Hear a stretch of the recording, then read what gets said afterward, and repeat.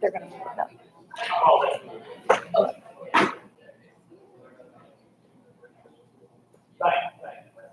Oh, did you already? She just relayed that. Yeah, we're gonna move it up, so. I think the other meeting goes. So.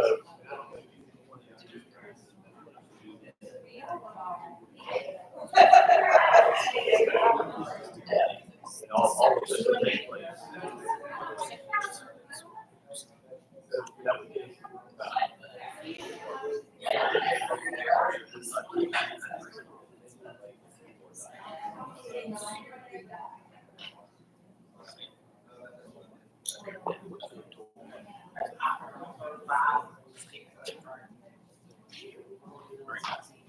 So.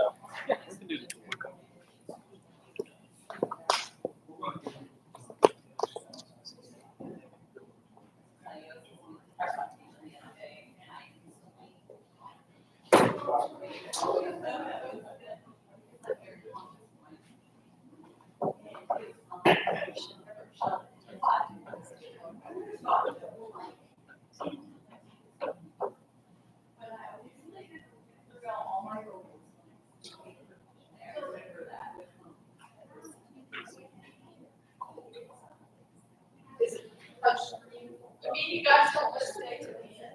You guys.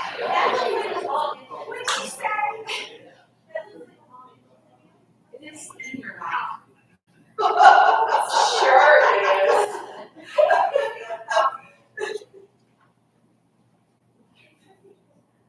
Okay. Please raise your hand. Sorry.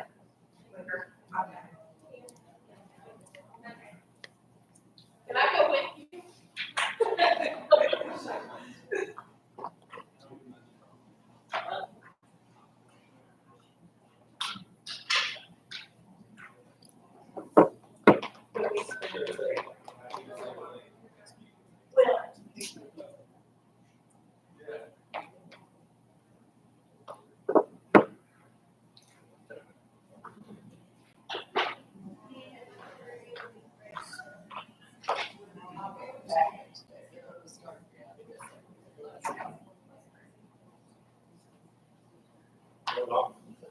Well, I didn't have any lunch the last week.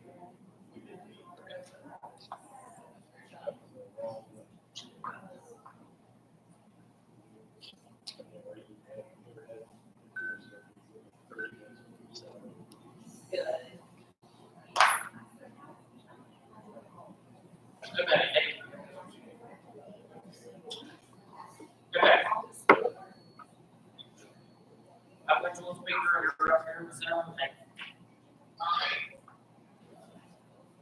All right. It's 5 p.m. I'll be at all this meeting ordered. Ready, we'll do a roll call. Mr. Pritchard. President. Dr. Mellon. Here. I'm here, Dr. Mr. Campbell. Martin. Yeah. We'll all stand. Pledge allegiance to the flag of the United States of America and to the republic for which it stands, one nation, under God, indivisible, with liberty and justice for all. That delegation, please. All right, that will move us into the report section. I'm going to start with the Gilmer County Elementary School LSIC presentation. Mr. Price, you have the floor.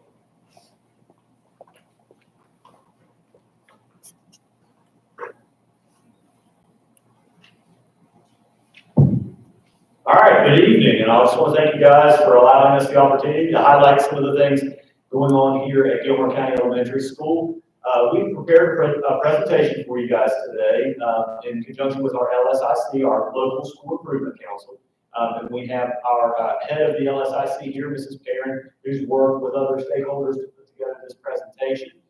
So we're very appreciative to have the opportunity.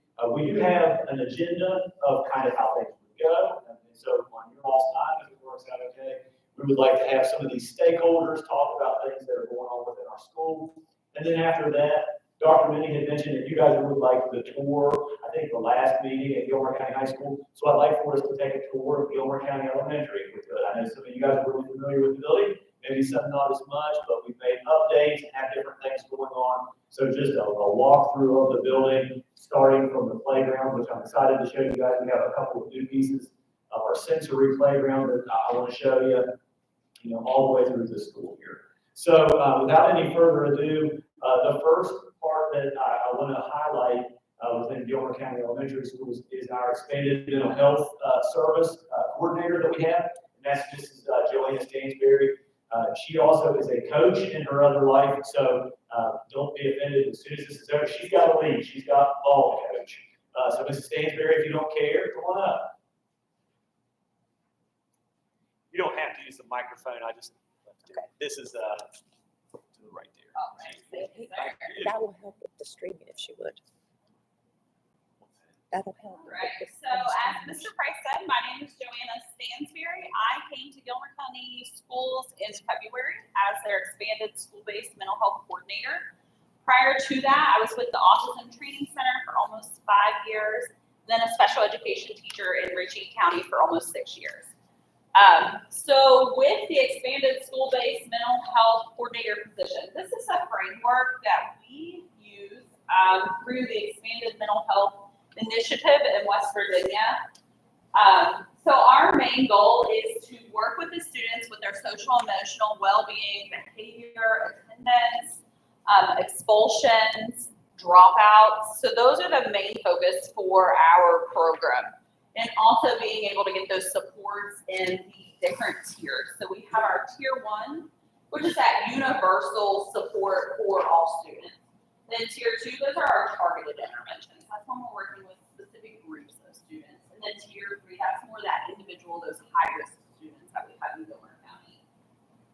So looking at tier 1, we have our social and emotional development. We have different programs happening throughout Gilmer County Elementary School. We have Teresa Goodnight with Journey of Hope. She's also started implementing a couple new programs with the students on Fridays. We also have the suicide prevention, drug and alcohol prevention, all our state mandates, but me coming in, I'm able to work with even more students throughout both schools.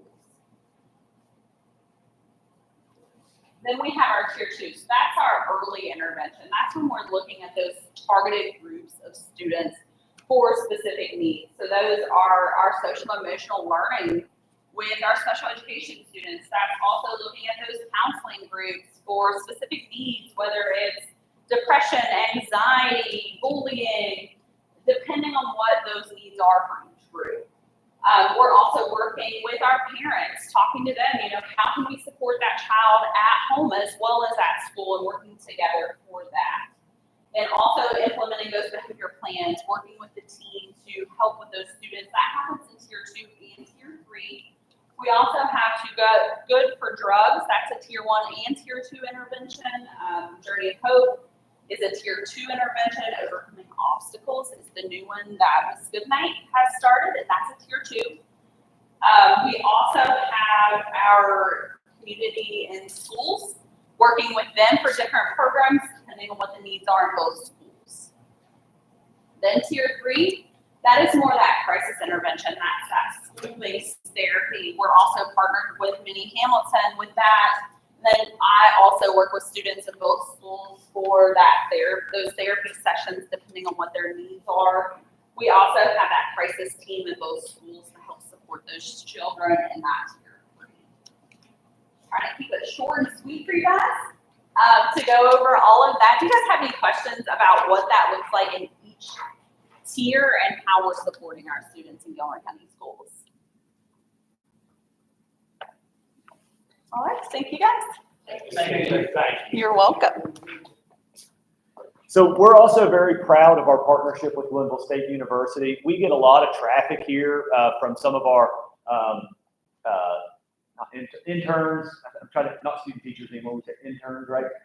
And also observers. So we had asked, and Mrs. Connie Odell is a member of the school's LSIC, so we thought it was a good fit to ask her and Mrs. Stewart to maybe highlight some of the things from Glenville State. So I would hand it over. I think they are team teaching approach to this. Is this going to be parallel teaching, or what do we have?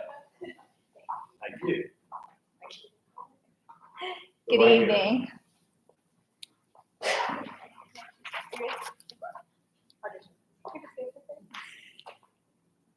All right, our field experiences, I am the PBS liaison for the elementary school. So in fall 2023, we placed 58 observation students here, and this spring we have 64. So we do have, as he said, a lot of traffic going in and out from the college. For the interns, the fall, we had 3 interns, and in the spring, we've had 2. Jacob Watkins is in music right now. He's our current one. Oh, she's with, okay. So for field experiences, I should mention, and some of you remember because we have a lot of Glenville State grads here too, which is wonderful. But field experiences, they cannot come into the school without having a background check or criminal background check, which is very, very, very important because we, of course, want safety for all of the children because we do have a lot of traffic, as you said. And so we appreciate the relationship we actually have with Gilmer County schools, both at the high school and, of course, here at the elementary school. Elementary school is a little near and dear to my heart because I started teaching at Glenville Elementary School. So as we made the transition to a lot of field experience hours, 10-hour students, 20-hour students, 40-hour students, and so forth. Tanya also mentioned the student teachers we have, and Mr. Price is right. The student teacher term is moving from one semester of student teaching to a whole entire year. So we'll have a year-long residency. So some of those students eventually will be here for one whole entire year, either fall to spring or, of course, spring to fall. But one very important part of what we have as our next step is something called Watermark. So Watermark is actually, right now it's called Student Learning and Licensure. It was Watermark, then it moved to VIA, now it's Student Learning and Licensure. And what this is actually an online digital management system for us. So all of the partner teachers who have graciously agreed to take a field experience students have timesheets they have to complete, and they have partner teacher assessments and other evaluations. So you would always have to write very, very, very, very hard because that's triplicate paper. So now we're actually able to move, we're moving slowly a pilot part into everything is going to be on the online system. And the beauty of the online system is that we can track every student instead of tracking it by hand.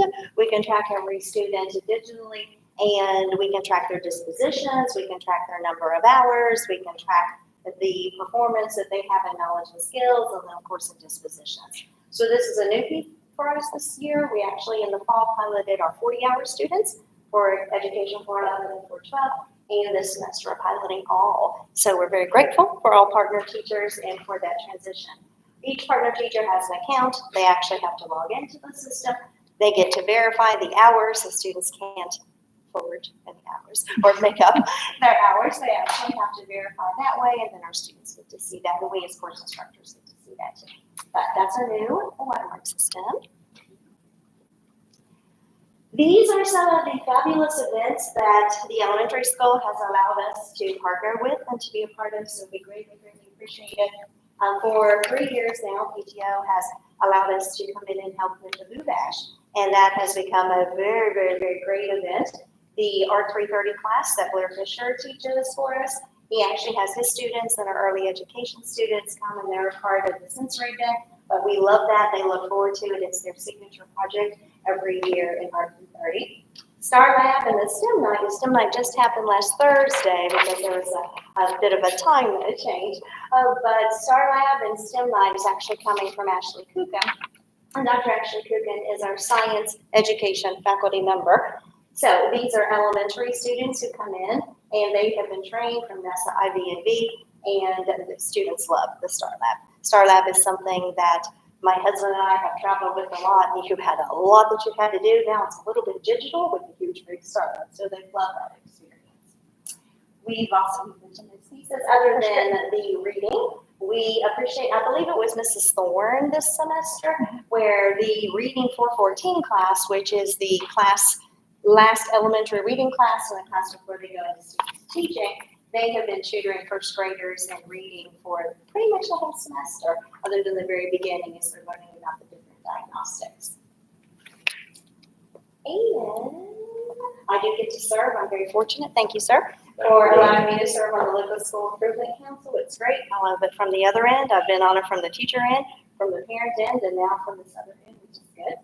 The early education student group worked very hard in fundraising, and so for 2 years now, they have been able to provide some gift cards for attendance for the after-school program. So we hope to do that for you next year too. Thank you for that. Oops, so sorry. Tyson and I also serve on the EPAC committee as chair and co-chair up at the university. So that's a great experience for us to get up there and kind of see what's happening at that higher level so that we can have the information for the elementary school. I also am fortunate enough to get to go to SECA every year. That's the Southern Early Childhood Association. It's a great conference. We actually take 2 to 4 usually GSU. Sometimes we present. We didn't get to present this year, but a lot of times we actually present at that conference. And I also am an adjunct for the early education, and I'm the liaison for here at the elementary school.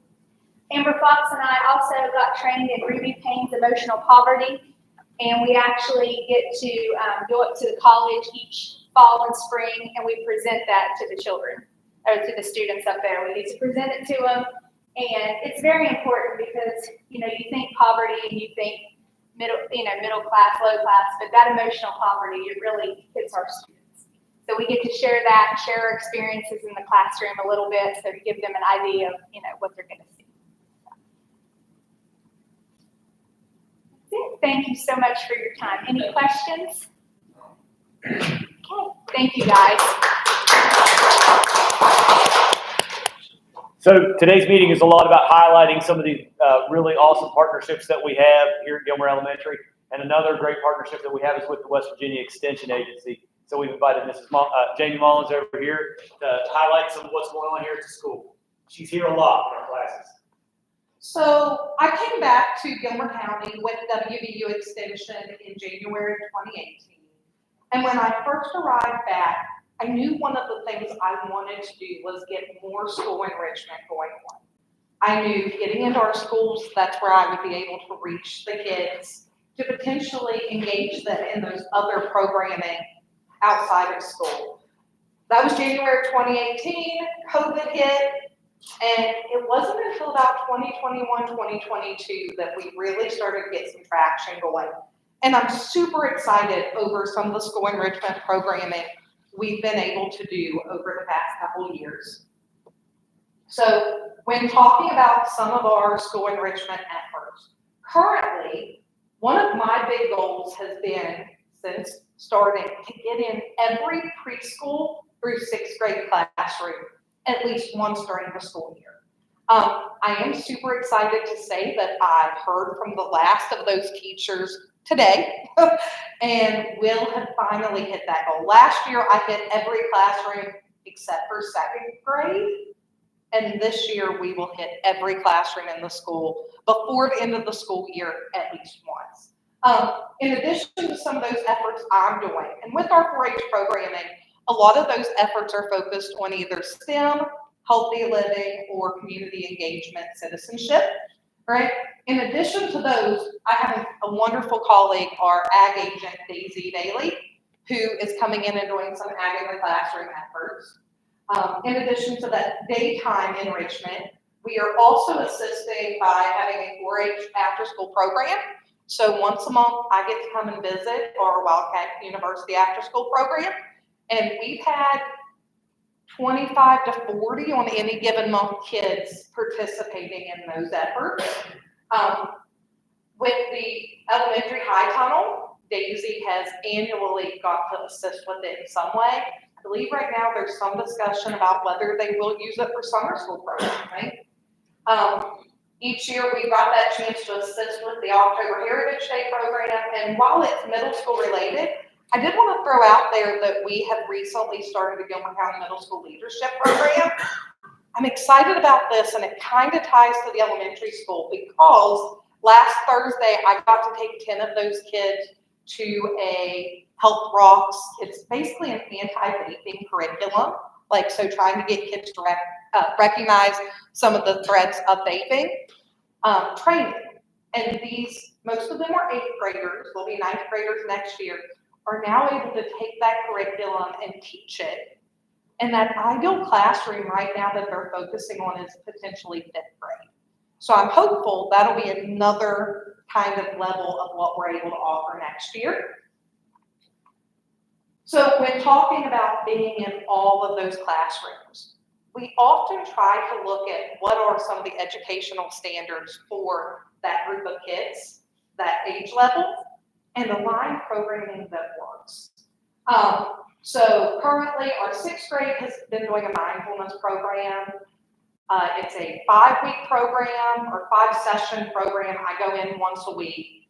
And one of the really cool things I saw with that evaluation data this year, it's very focused on helping them learn to manage their own stress, anxiety. As I reviewed the evaluation data, they're experiencing more of that by the end of this. So their stress levels are going up. And I think that's pretty normal for that 6th grade group, that age level. But they're also stating that they've learned strategies to help them deal with it. So we're seeing that positive impact. With the 5th grade, we start the year with a flag etiquette lesson. If you've driven by the elementary school here in the morning or afternoon, we have those 5th graders who each day get to go out and raise the flag and lower it. So we started the year with that, and this year, after getting to interact with them some, that is where that leadership effort kind of started. These kids want that chance to lead, but they haven't really been provided those skills to do that successfully. So this leadership skills you never outgrow, it's a 4-H curriculum like project book that I have pulled pieces out of and it'll be 7 sessions. We went in once a month. But so with those 5th graders, I will have visited with them 8 times this year. And it's super cool to kind of see some of the growth and change they're experiencing this year. With 4th grade, we do Know Your State. It's a West Virginia history project. Those fall really well with their educational standards at that point. The 3rd grade, we also do Mindful Me. It's a different mindfulness program, but it's mindfulness based. I'm in the midst of doing it right now. Today, we actually looked at feelings and how we describe them and how we're able to better help others understand how we're feeling. We talked about mindful eating with that. We've also talked about just being kind to one another. That idea of how are we helping fill one another's bucket. With 2nd grade, this was actually a pilot lesson that someone had sent me, but I'm like, let's give it a try. It's a read aloud activity, don't bring your dragon to the library. And we read the book, and then they got to, with the scientific method, determine what they thought would happen to eggs if we cracked them. And it was really cool to watch them walk through those steps of this is my hypothesis. Now let's collect our data and go through those pieces. 1st grade, we do Germ City. Germ City is what it sounds like. We're trying to get them to not spread all those germs and make one another sick. We normally aim to do that in the fall, and we weren't able to, but my 1st grade teachers have still said our kids need this right now. Right? With kindergarten, we really focus on sun safety. It's something that I can get in there that one time, start making that connection with them and prepare them for that summer. And then with 2nd grade, we look at lava lamps, which just does a little bit of science. I joke, and I've even said it to Tanya, that I like going to lava lamps with preschool because they're potentially messy and preschool teachers don't care if you're messy. So I did want to kind of give you all a chance to see some of that. So as I was explaining those activities, you've got a picture of my preschoolers down here. Those 2 little girls are staring at their lava lamps that they just dropped their Alka-Seltzer in, right? Up at the top, you have one of our little girls. She walked outside after making her solar beads. And what I love about all these curriculum is their hands-on, they're engaging, and she's looking as those UV beads are changing colors.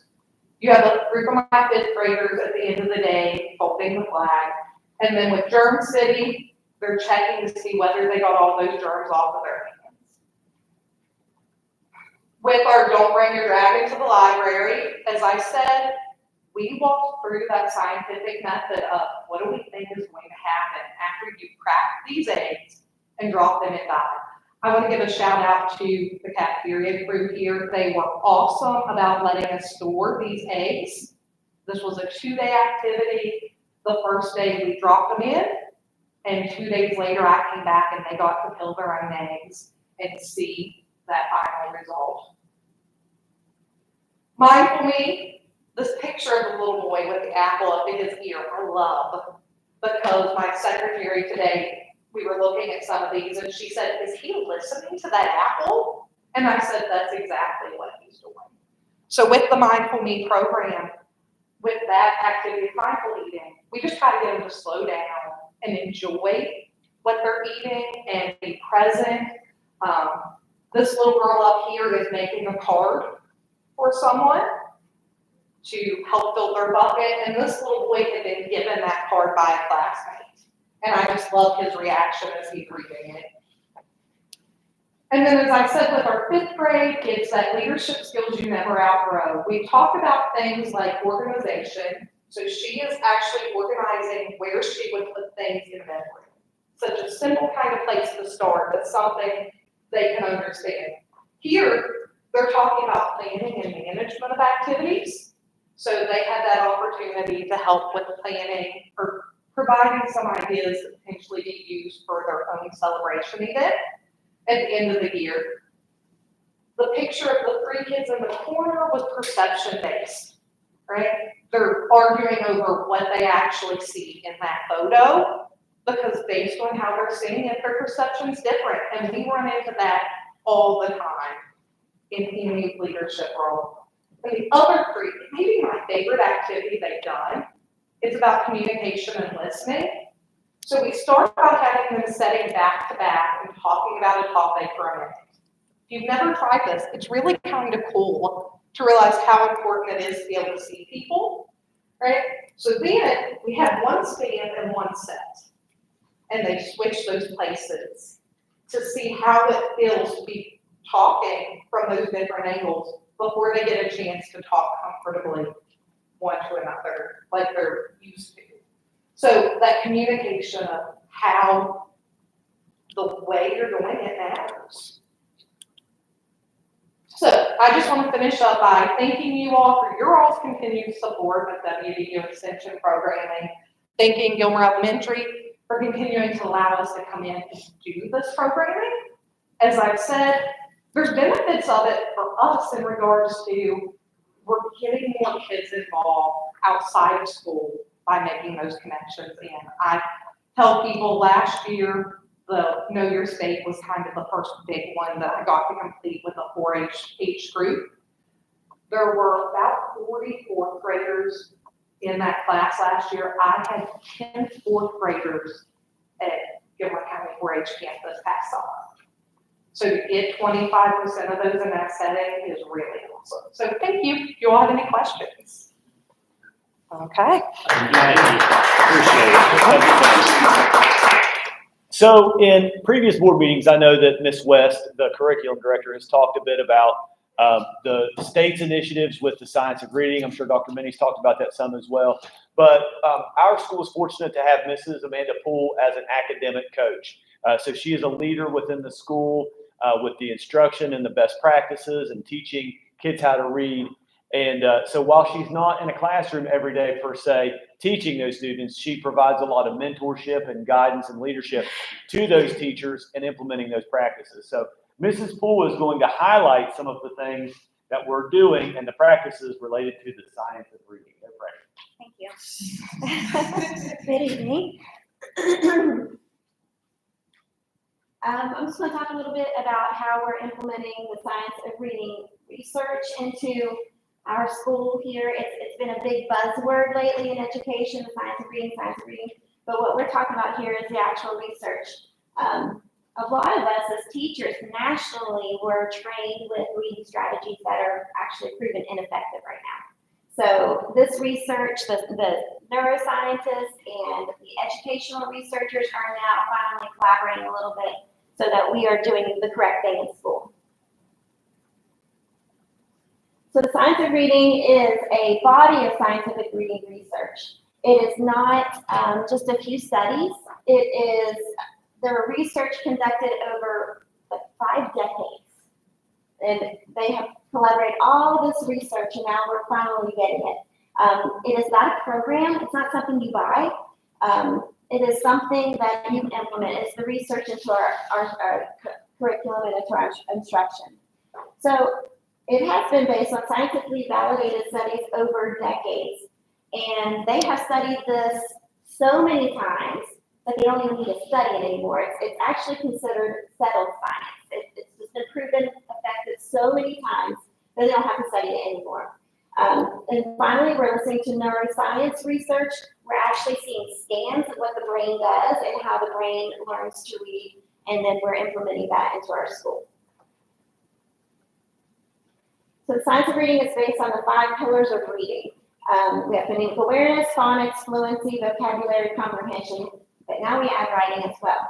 Phonemic awareness is being aware of sounds in words, so being able to blend book act to say fact. Being able to segment facts and go book act. So reading and spelling is what that does. And if kids are not phonemically aware, none of this is going to work. So we're working on building that foundation. It's like the foundation of a house. If we don't have that foundation in place, then it's all is going to crumble down. Actually, kids who are dyslexic or have learning disabilities, that's the problem, it's phonemic awareness. So we can pinpoint where it is. Once they're phonemically aware, we move on to phonics. And phonics is taking those sounds and adding letters and letter combinations, so they're actually decoding words and sounding out words. Once they've done that so many times, the process called orthographic mapping happens in their brain, where their brain has cracked the code of our language. And once they've done that, and they've done it so many times, some kids maybe need 2 repetitions to figure out a word. And a lot of kids may need 100.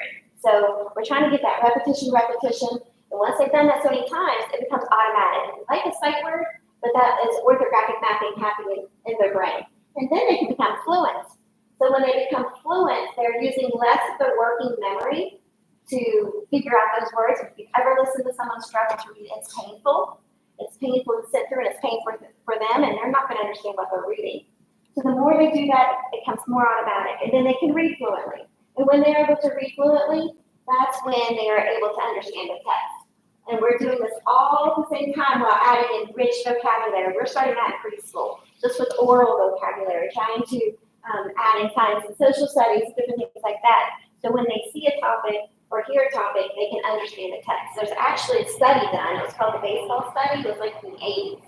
And they took 4 groups, but I'm going to talk about 2 groups. One group were high readers, high achieving readers, and the other group was low achieving readers.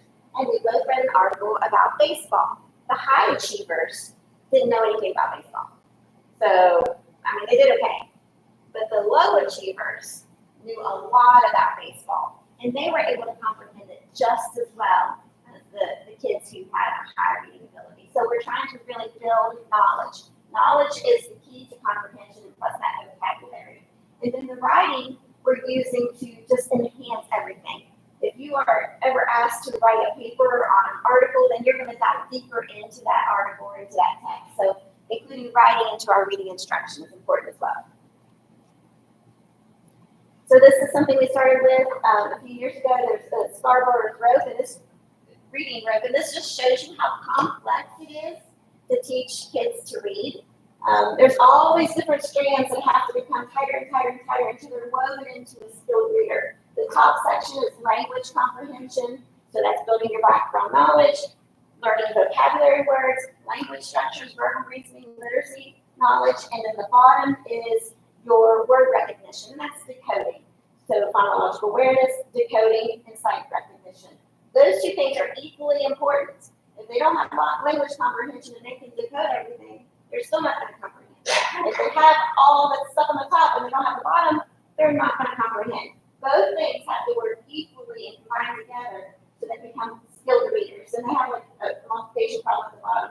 Language comprehension times decoding is equal to reading comprehension. So if you imagine one of those was 0, 0 times decoding, then the comprehension is going to be 0.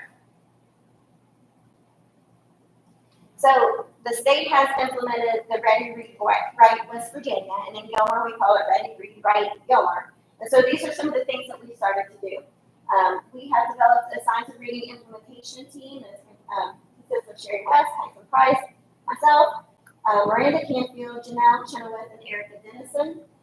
Every county in the state has one of these, so we are working to just implement the strategies into our instruction.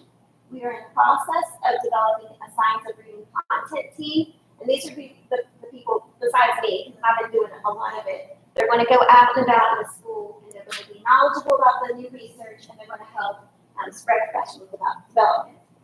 We meet monthly with a state literacy specialist. Her name is Samantha Sparks, and she comes and meets with us to help us implement this. And we recently met our new dyslexia specialist, and she's hired for the whole entire state, so she's going to be working with us as well. And most importantly, we're doing that ongoing professional development. We have different things going on, such as PD at the printer, so if you're making your copies, you can learn something. It's going to be posted there. Coaching, we're going to educate our parents. We did a book study this year. We're going to continue doing book studies. We have the Invest Conference, which happened last summer, but it's not happening in this summer with the state. And of course, we're going to have our Summer Academy in June, so that's going to have a lot of professional development in this Ready, Read, Write Gilmer. And basically, this is our motto for this. Do the best you can until you know better. Then, when you know better, do better. Again, as we were learning to be teachers, we were taught the wrong things, basically. But it was because there was no communication going among the researchers. And the most important thing we can do for our kids is to spread teacher knowledge. So that's what we're doing, is we're trying to teach all our teachers all this research, and that alone is going to create the most change. And so far, this is what we've done. Gilmer had actually an early start. This is our 3rd year of implementing the science of reading. Some counties have just started this year, so we're well ahead of them. We started enforcing that we follow our curriculum, our adopted curriculum. We started enforcing we need to build that foundational skill first, or otherwise it's just not going to happen. They're not going to learn to read. And we started educating our staff. So in year 1, we focused on phonemic awareness. So phonemic awareness, we used the program Integrity to encourage them to hear how to blend and how to segment sounds. And we started focusing on phonics by introducing secret stories. And if you go through the school, you're going to see those posted. They're just little ways to cheat the brain to remember what sounds are. And then we started the orthographic mapping process, which we call the heart word strategy. So if I give you the word said, the kids can sound out said, and the S at the beginning and the D at the end is regular. The only irregular sound is that ed sound, because it's usually spelled with an E. But in this case, it's spelled with an AI, so we put a little heart on it, because that's the part they have to remember by heart. And they practice, repetition until it becomes instant. Second year, we focused on phonics. We adopted our Reading Horizons program, which has made a huge difference. We're seeing some big growth. It's an Orton-Gillingham-based program, which is designed for dyslexic. So every student in our school is receiving instruction in that. Basically, it's easier to prevent reading problems before they happen, because when they happen, it takes longer to remediate. So we're trying to catch it before it starts. And we started building our knowledge by making sure our kids get science and social studies instruction departmentalized, so we're really enforcing that as well. And then finally, we're in year 3, which is the required West Virginia Department of Education implementation. Now, since we have our foundational skills in place, we can start worrying about fluency, vocabulary, and comprehension. And we started really focusing on the West Virginia tiered system of support and providing interventions that are really pinpointed to our kids and doing skill-based interventions for those kids that need it. Thank you. All right, I will be quick, I promise. I think the data speaks for itself, so I shouldn't have to say a whole lot. But I did want to give the board some of the most up-to-date where we're at in student learning, student achievement. We rely on iReady for some of this data. It's just one point of data. It's not the whole picture, of course, but I did want to share a bit of that with you. So this year, so far, we have administered 3 benchmarks. We will have a 4th benchmark at the very end of the school year to help us prepare for the next school year. We want to make sure that we have true end-of-year data. But right now, what I have for you is beginning of year and current. And when I say current, I'm talking last month. This is last month's data. So beginning of the year, this is reading first. Right now, we have at the beginning of the school year, we had 19% of our students, that is in kindergarten through 5th grade, that's whole school minus preschool, 19% proficient. And now we are at 54% proficient, keeping in mind that these benchmarks are assessing on those grade level skills. So sure, you're going to have first graders coming in that aren't necessarily first grade proficient, but that's normal, that's what we expect to see. But it is significant growth, and we're continuing on a trend there that we're very proud of. And I'm not going to dive into all of these placements by domain, but as a picture, to see it, red is what we want last time, and we want more green. And so you can see that at the beginning of the school year, we have a lot of red on the right, and we have really moved that red out of the picture, and we have an increase, which means we have more kids proficient. That's big picture stuff. That's what we want to see. As far as by grade, we want to look at this by grade. At the beginning of the school year, 26%. I'm not going to read every bit of this to you. But you can also kind of see where our areas we probably want to focus on right now, where the areas might not be as much as what we would want, but really there is some significant growth in there. All right, jumping over to math, at the beginning of the school year, we were sitting at about 10% proficient out of school, according to iReady. Right now, we're just less than 50. All right, we're at 47% proficient. And again, when you start looking at that placement by domain, we're certainly headed in the right direction. So I think overall, as a school, we're really focused on this. We look at this a lot. We have data talks all the time. Our grade level teachers are having this conversation. They're really diving into this to find out what skills they need to hammer and what they've got. Same kind of picture. I thought this was very interesting. At the beginning of the school year in 1st grade, none of our students placed as proficient. I double checked. Everybody took it. Everybody took it. But now we're sitting at 37%, which is a significant increase from where we started the school year. Kindergarten is always a little bit on the higher because the grade level expectation is obviously not super high in kindergarten, but the growth is still nothing to sneeze at. I'm always kindergarten, so I can say that. But I'm not trying to cut that short at all because that is still significant growth. But historically, our school achieves higher in math, and we've asked ourselves questions. That's opposite of the state. Typically, the state has higher reading achievement than what their math is, and we're opposite. We've been opposite for a little while. So we're really wondering, asking ourselves questions. Why is that, and what can we do? We don't want to slow math down. We want to catch that reading up as well. So I think when we start hearing from the things that this school was discussing with you guys about the science degree, implementing those best practices, making sure we're doing it, I think it's going to pay off in the longer run here. I told you I would be short, and I think that I was. The last partnership that I want to highlight, and they do a ton for our students, they do a ton for our community, and we're very proud to have a small but mighty PTO. And so, Gretchen Carter, thank you very much for coming in. Just hit the arrow and you're up. I was going to say small but mighty, so now I have nothing. I took your thunder, sorry. All right, we are small but mighty. But I just had to look up, or I asked Julie, our vice president, who's not here, how long have I been PTO president? Because I forgot. When I started, we started Do Bash, so I can remember it that way. So for the past 3 years, we've been doing Do Bash, and it started out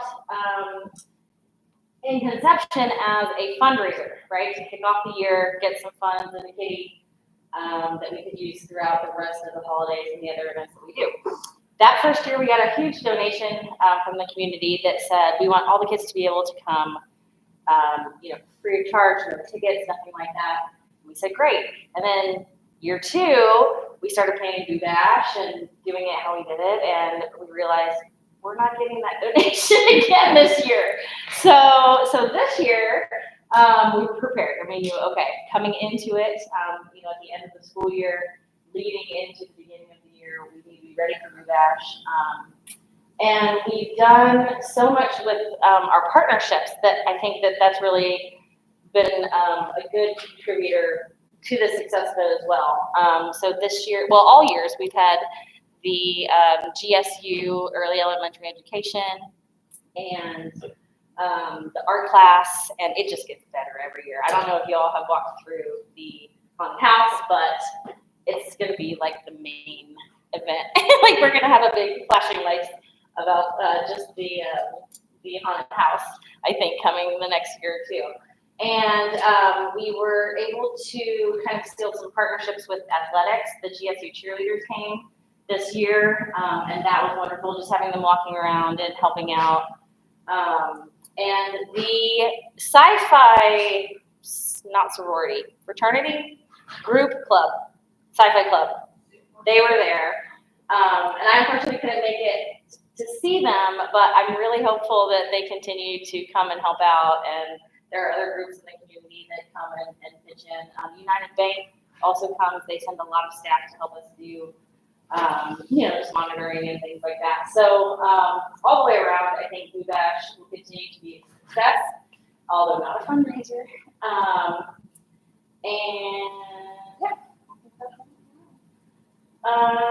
So talking about fundraisers, we really get into it starting with Penny Wars. We do that every November. For the 2024-2025 school year, we're actually going to move it back a little bit. We're going to have that in September prior to Boo Bash because we get smarter every year. And Penny Wars is a really easy fundraiser for us to do. Again, with that partnership with United Bank, it just kind of continues to strengthen that. I'm an ideas person, so I'm always cooking up something, and I'm kind of feeling like we could do a Calhoun United Bank competition. I don't know how it's going to work yet, but always just looking for ways to kind of make the fundraisers that we already have that we know are going to be successful just a little bit better, because we're almost like a tiny but mighty well-oiled machine with the things that we have done year after year. And then Santa Workshop, that isn't necessarily a fundraiser. I'm going to blame Dollar Tree, Dollar Store, because they went up $1.25. That was not our call. Everything was $1, and then they added the 25 cents, and that's change, and it just got too complicated. So now we're making 75 cents per item, but that's not a purpose. And Santa Shop has been really great. I was actually speaking with somebody in another school system that's just a little bit bigger than ours. And they were commenting about how easily our Santa Shop ran with the amount of students that we have going in and out of that, and the amount of help. We have been really, really lucky to have just some staff, some aides and staff that come here for year. Debbie Skinner has been wonderful. She's been running the register for us, and she's great. And then we have Title I comes and helps out.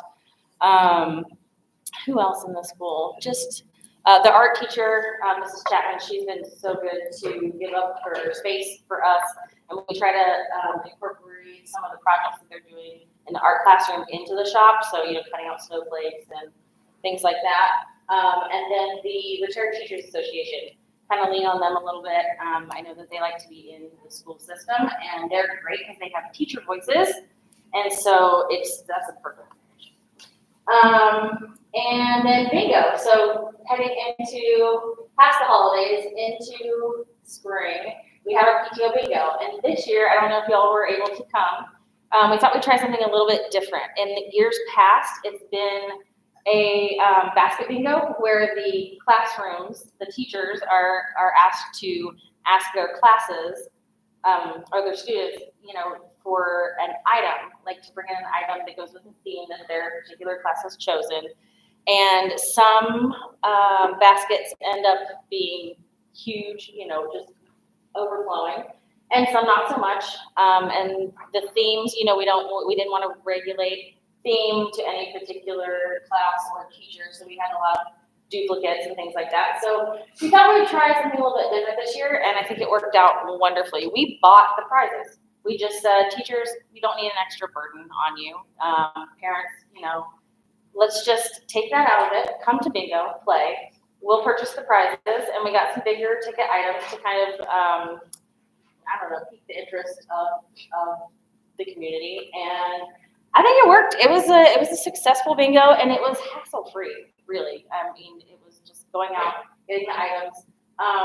Something for the following year's bingo. I don't want to lose that opportunity for the community if they want to donate something. I think that that's something that kind of went away a little bit. So just getting them more involved, whether it's donating gift cards.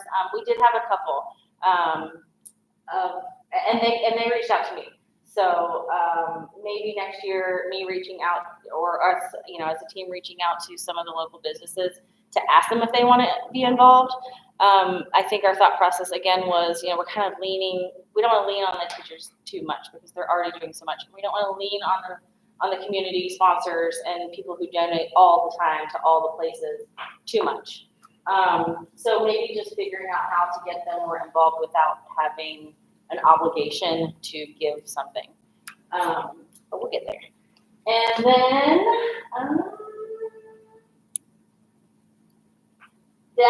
let's see, other than bingo. So that's it for our fundraisers. And then we're going to show a couple of little things what we spend our fundraisers dollars on.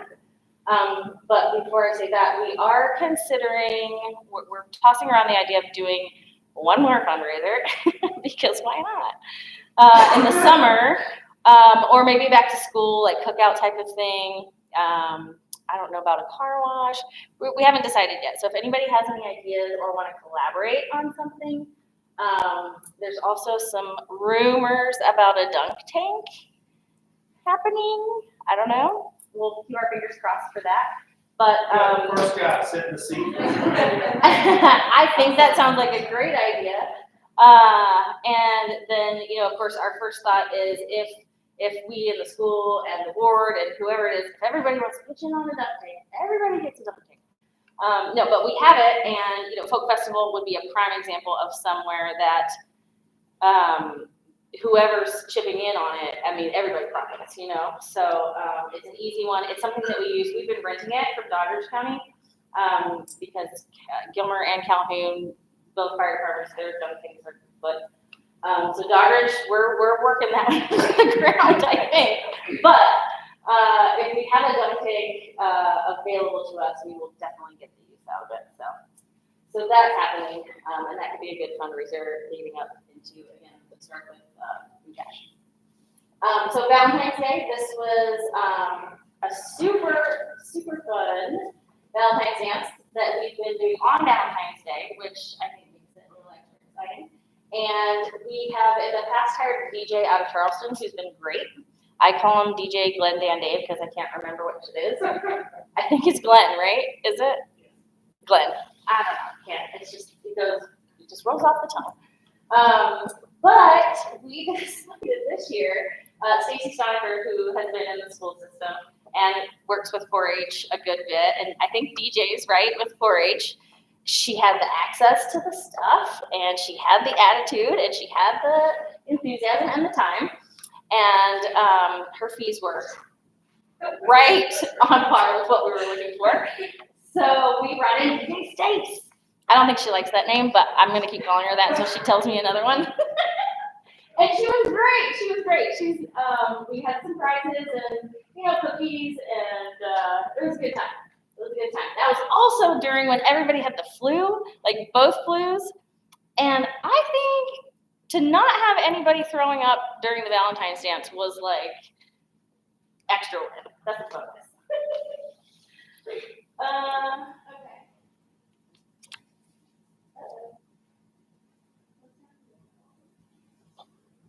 Is it the end? I don't think so. Oh, I don't know. Something was the last slide. It's blinking 6.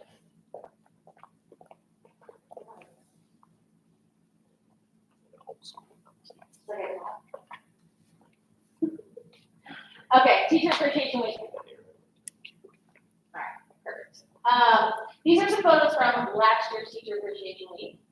We are still in the brainstorming process for this year. We have a couple of things going on. And Teacher Appreciation Week, we've learned and tried to find a balance between honoring it as Teacher Appreciation Week, but also honoring our auxiliary staff along with it. And that is more challenging than you think because, you know, we want everyone to feel how valued they are to us, and to the school. So in years past, we've done lunches, breakfasts, shirts, gift items like, mugs and things like that. So whatever we come up with this year, I'm sure it'll be great. We have some little odds and ends already, so I kind of see the vision panning out. But that will happen in May. I'm not exactly sure what week that it is. And so a lot of our, not a lot, but a good portion of our fundraising dollars, go to that because we're the parent-teacher organization, right? And Field Day is something that we picked up last year. So last year, in lieu of funding the school field trip, we picked up Field Day. And I'm not exactly sure who was doing it before, or if it was just a school-wide thing. I don't know who was organizing it. But we worked with Mr. Fox and with the after-school students, and he had a special committee of students that gave some input right off the bat of things that they wanted to see at Field Day. And so we took that into consideration, and we wanted to stick to kind of an old school game type of thing, wheelbarrow race, three-legged race, that kind of stuff that we want to keep around, and we want kids to be able to play together. But we had to keep them busy all day long, so we had a kind of a carnival-themed area that had inflatables and cotton candy and popcorn. Horizon Church came over, popcorn for that one, or maybe that was Blue Bash. And then, so we had the carnival area, we had the game area, and we had, what else? We have ice cream sundaes. We had the Sweet Shack come and do ice cream sundaes. So again, those community partnerships that we just try to pluck out when we can, and always trying to figure out who else we can get in on it, right? We're going to do Field Day again this year. We may not have a dunk tank. Ready?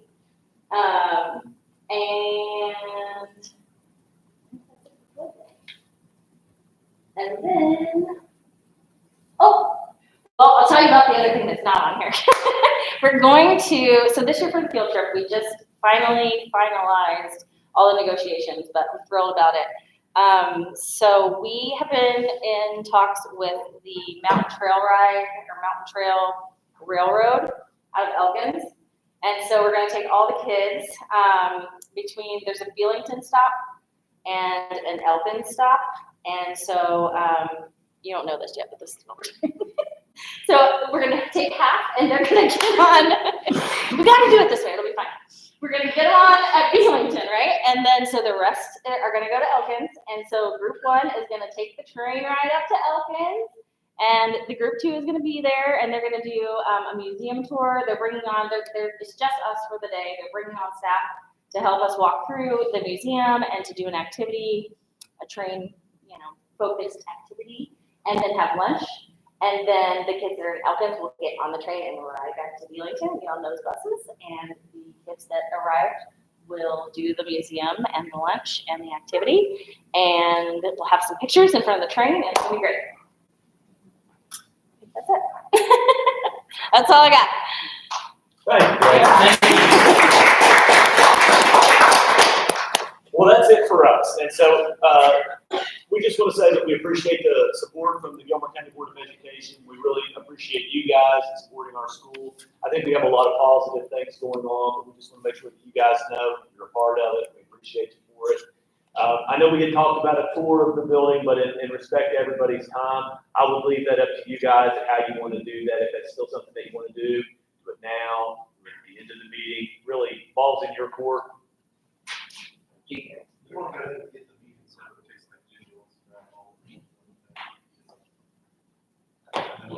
Let's do the tour at the end. Okay. So that'll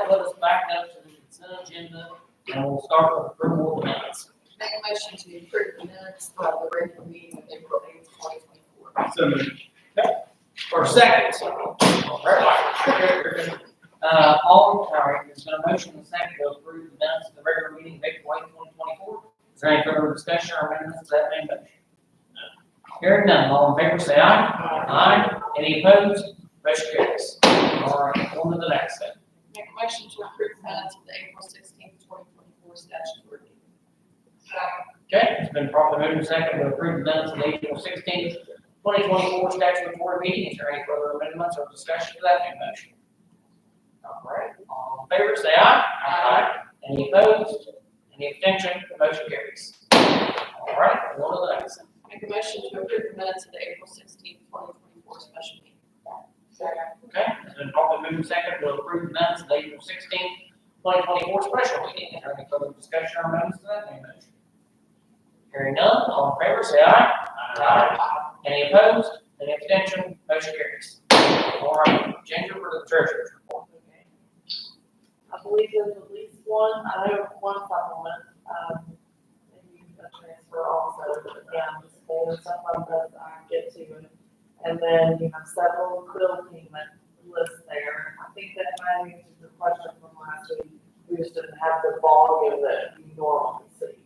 So now it should have been a whole lot, like more like a regular check run. And then we will process those in the morning if everyone approves and send it out for payment. Make a motion to approve the treasurer's report. Second. Okay, so probably moved and second to approve the treasurer's report as presented. Is there any further discussion or amendments to that new motion? Make a motion to approve payment bills and budget supplements. Separately.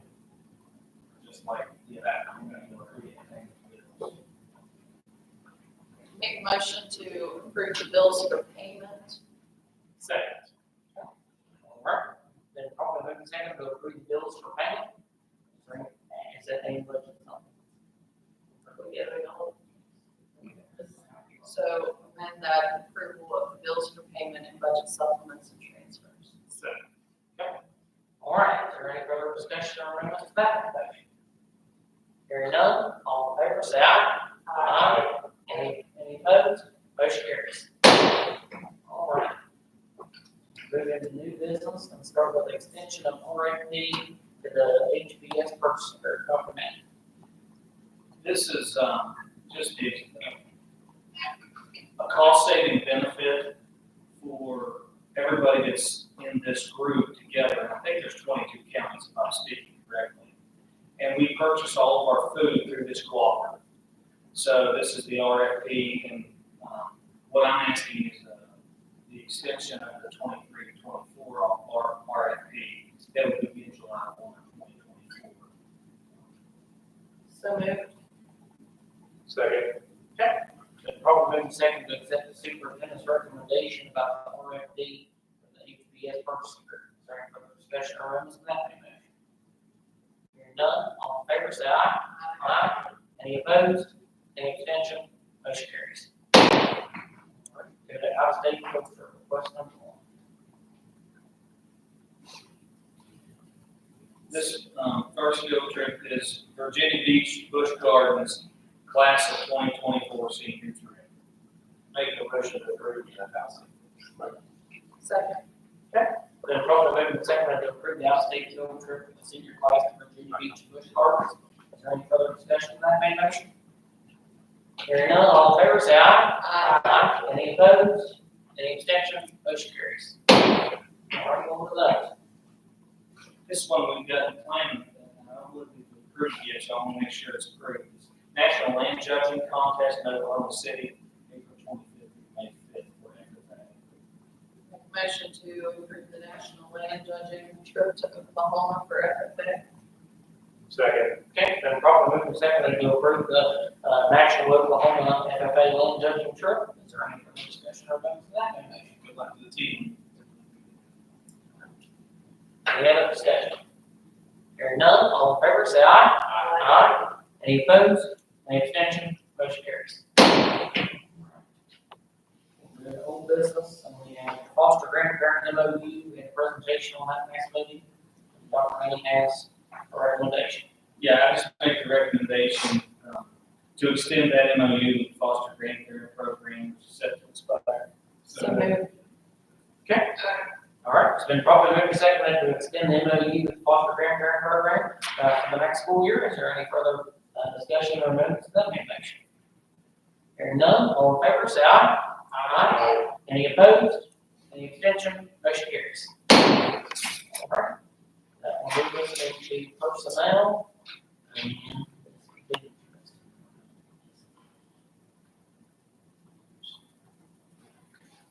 Okay, we'll start with professional development. Professional, these, two hires, one retirement, Nathan Haynes, Assistant Principal Athletic Director, GCHS. Also recommending to hire, Leah McIntyre Smith, itinerant special education teacher, gifted, 2024-25 school year. Also recommending to accept Diane Sharp's retirement effective 6/30/24. Make a motion to approve professional portion of personnel list. Second. Okay, it's been properly moved and seconded to approve the professional section of the personnel agenda. Any further discussion or amendments to that motion? Hearing none, all in favor, say aye. Aye. Any opposed? Any abstention? Motion carries. All right, this time I'm going to turn the gavel over to Vice President Frank Gilmer to do the service section. Family relation and that. Okay, the service section goes, these are all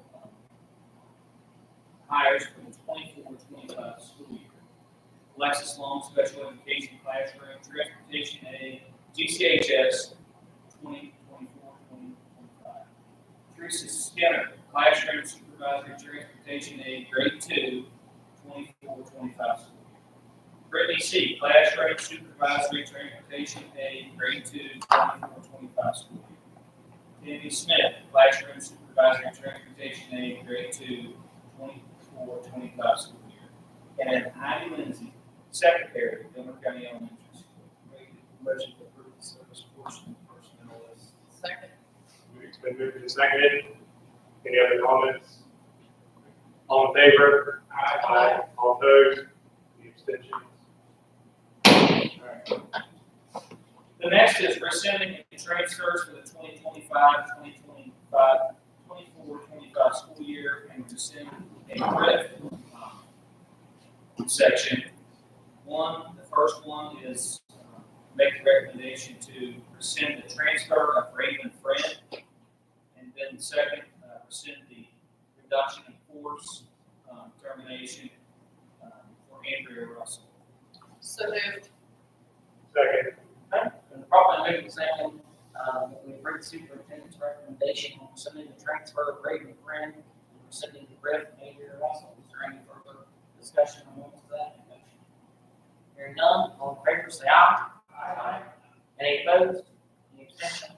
Motion carries. Turn back over to Mr. Treasurer. This section.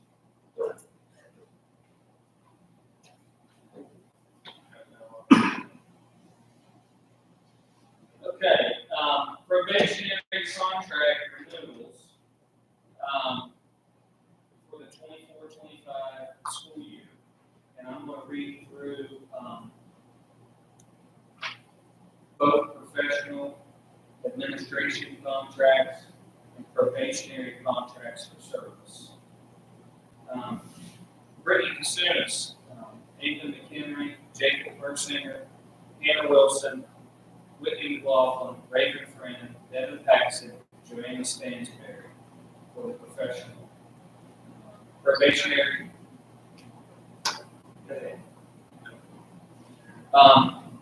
Probationary administration contracts will be Sherry West and Ginger Altizer. Probationary contracts for the 2024-25 service, Patrick Buckner, Don Fox, Jennifer Harper, Heidi Lindsay, Randy Poland, Brian Costaway, Gene Kim, Alexis Long, Griffin Seeds, and Amanda Rose.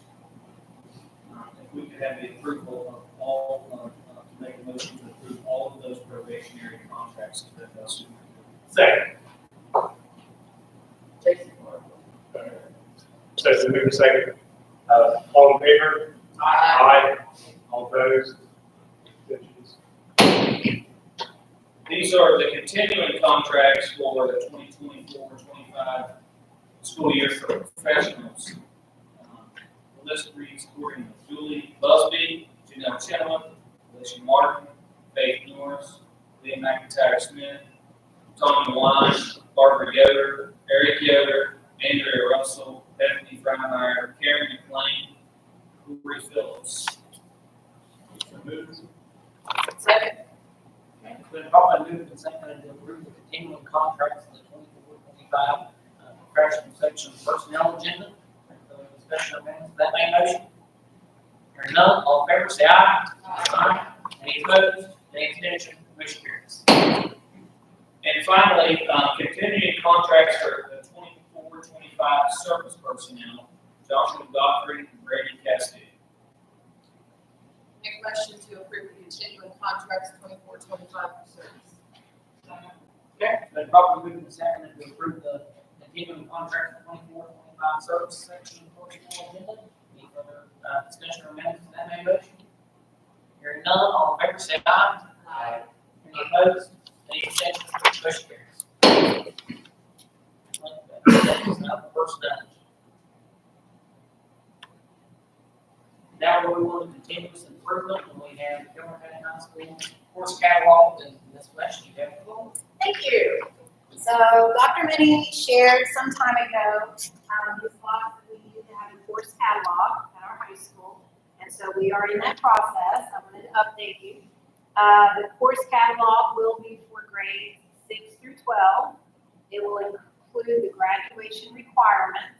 So it'll spell it out very clearly what's needed with credits to graduate. The AP courses, advanced placement courses, will all be listed. All of those are available to students online. We do offer one face-to-face with Mr. Hill in the science department, so there is an advanced placement course. We also offer dual credit courses with Glenville State University, and so all of those will be listed for students to see. The CTE courses will also be listed. Those are offered on the campus of Gilmer County High School, as well as the courses offered at Calhoun Gilmer Career Center. So we want to make sure our students see all the options they have for high school.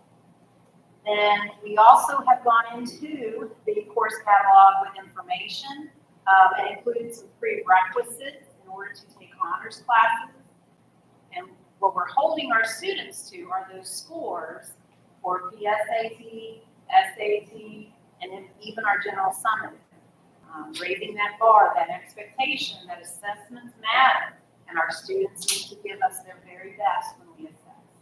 And so making those prerequisites in order for them to take some of those higher level classes. So it's a work in progress. We will have it available later this summer. Teachers have given input. We still need a little bit more input from teachers, and then we'll be ready to share that. Thank you. Very much. Thank you. I think it's a great idea, because that's the way college is.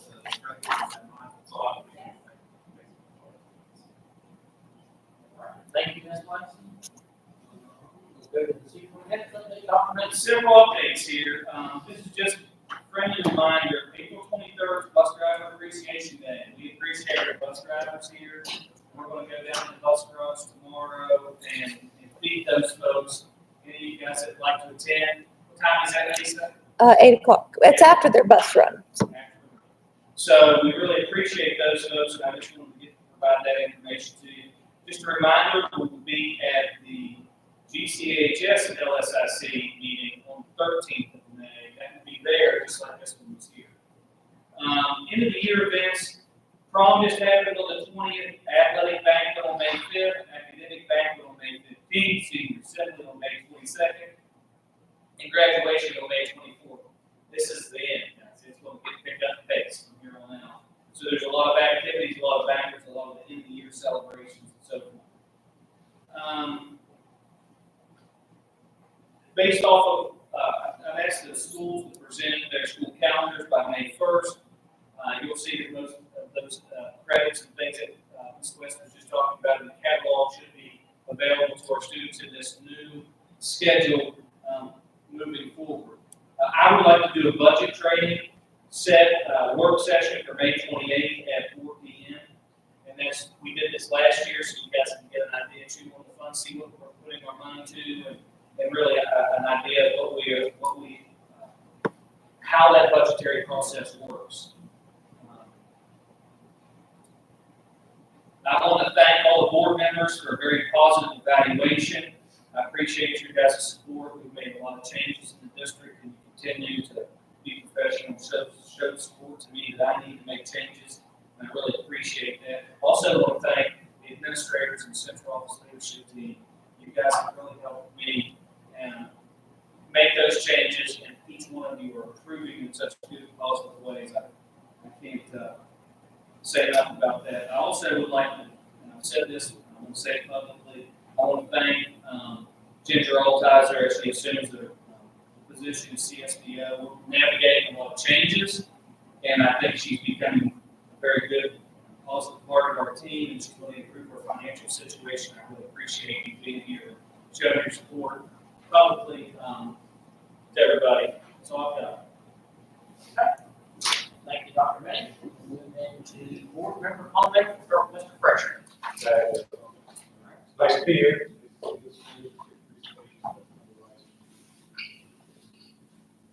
Dr. Roberts? I just wanted to thank Mr. Price. I think he has really lit a fire at the elementary school. I think the teachers are engaged, the students are engaged. We're making tremendous progress in academics here, and I'm thrilled to see that. And I can't wait to see what the new year's bring for us. And I also would like to thank Ms. Altizer.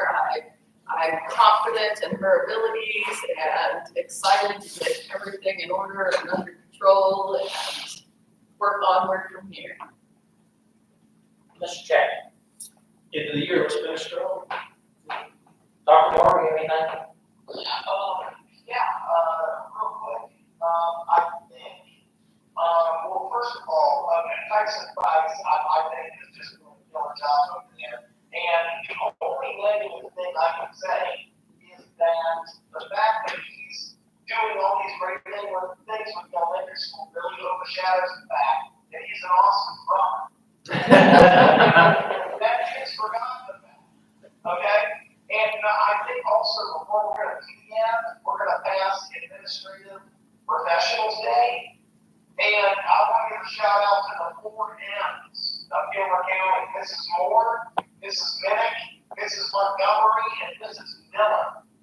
The 4 best administrative professionals of the planet. I don't know what I would do without Lisa Moore as far as the school board is concerned. So thank you all to the administrative professionals out there. Well said, Jason. Thank you, Dr. Barr. And I'll just finish up again. It was a wonderful LSIC presentation. You know, everybody's working hard. We appreciate what you do. You know, Ginger, a tough role to step into, but you know, you're mastering it every day. You're keeping us updated. It's glad to see that process move forward. You know, I think more, again, it's about telling the community what we do. You know, if we get it out there and positive things, and keep them engaged in the school system with their kids.